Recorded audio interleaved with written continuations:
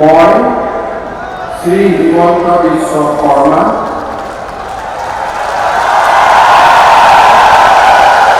ঈশ্বৰৰ নামত শপত লওঁ যে বিধিৰ দ্বাৰা স্থাপিত ভাৰতৰ সংবিধানৰ প্ৰতি মই প্ৰকৃত বিশ্বাস আৰু আনুগত্য পোষণ কৰিম।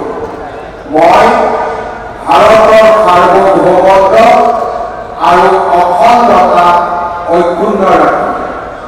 মই অসমৰ মুখ্যমন্ত্ৰী হিচাপে মোৰ কৰ্তব্য বিশ্বস্ততাৰে আৰু শুদ্ধ অন্তঃকৰণেৰে সম্পাদন কৰিম আৰু মই ভয় বা পক্ষপাত অনুৰাগ বা বিদ্বেষ নোহোৱাকৈ সংবিধান আৰু আইন অনুসাৰে সকলো শ্ৰেণীৰ লোকৰ প্ৰতি ন্যায় আচৰণ কৰিম।